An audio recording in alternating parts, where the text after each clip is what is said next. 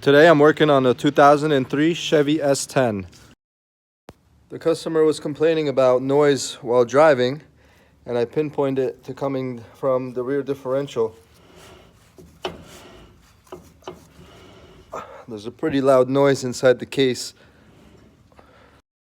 Out the rear